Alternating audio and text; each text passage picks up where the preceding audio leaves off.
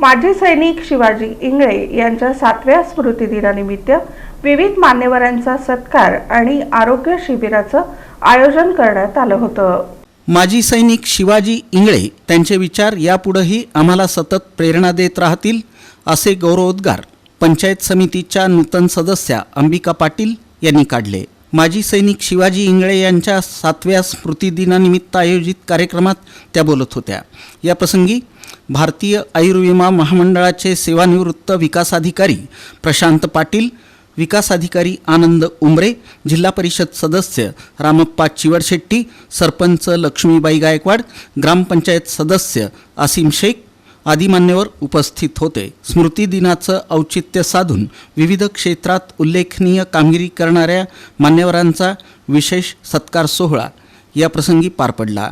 यामध्ये उपमुख्य कार्यकारी अधिकारी ऐश्वर्या कोरे, पोलीस उपनिरीक्षक Rupali Jadhav, railway police Sarojini Hallole, advocate Dindore, doctor Prajakta Kokare, आदर्श अंगणवाडी सेविका सुरेखा भटाणे, बाजार समितीचे संचालक अतुल गायकवाड, डॉक्टर मुस्कान मुल्ला यांचा सन्मान करण्यात आला। या प्रसंगी LIC ग्राहक मेळावा आणि मोफत आरोग्य तपासणी शिबिराचं आयोजनही करण्यात आलं होतं।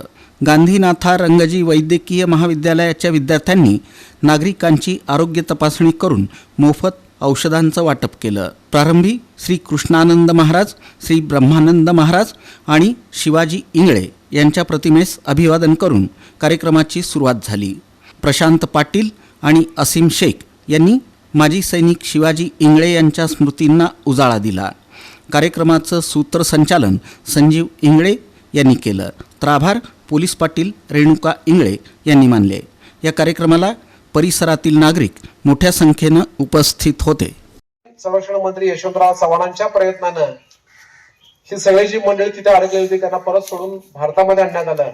मग त्यावेळेला परत लक्षात आलं की शिवाजी इंगळे त्याच्यामध्ये जिवंत आहेत आणि पुन्हा मग घरी तार पाठवले की इथे शिवाजी इंगळे जिवंत आहेत। पुन्हा आनंद साजरा झाला।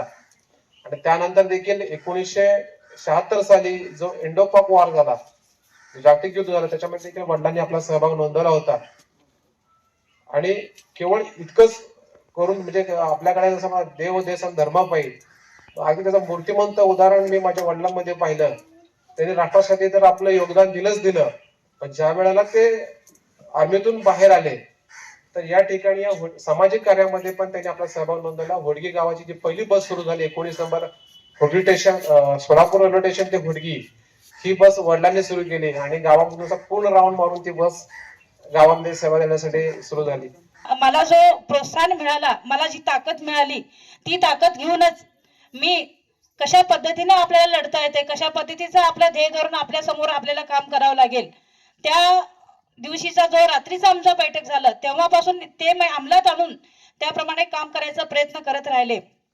तर आज ते आपल्यामध्ये नाहीयेत तरी सुद्धा त्यांनी मला जे सांगितलेले अनमोल शब्द होते, अनमोल काही प्रेरणादायक वाक्य होते, ते अजूनही माझ्यामध्ये आहेत आणि ते मला पटणारे आहेत। आणि त्याच प्रेरणादायी वाक्यामुळे आज मी माझ्या आयुष्यात काहीतरी करू शकते असं मला सांगायला खूप अभिमान वाटतोय। असे जे आपल्या परिवारातले व्यक्ती असताना आणि त्यांच्या परिवाराचा पूर्ण वारसा टिकवण्याचं हे जे दोघं इंगळे परिवार, माझे बंधू असेल, माझी मैत्रीण रेणुका असेल, या दोघांनाही ते अतोनात प्रयत्न करत आहेत, याचाही मला खूप अभिमान वाटतोय। आताच सर्वांचे जे आपण सत्कार मूर्तींचा सत्कार केलेला आहात, तर त्या सत्कार मूर्तींचं मी खूप अभिनंदन व्यक्त करते। कारण आपल्या गावातून प्रत्येक क्षेत्रामध्ये अव्वल स्थान मिळवणारे आपलेच गावातले मुली असतील आणि सुना असतील आणि आपले परिवारातले काही आपलेच परिवार म्हणजे आपल्या गावातलेच काही प्रतिनिधी असतील, तर आपल्या गावाचं नाव लौकिक करत आहेत याचा आपल्याला खूप अभिमान वाटतो।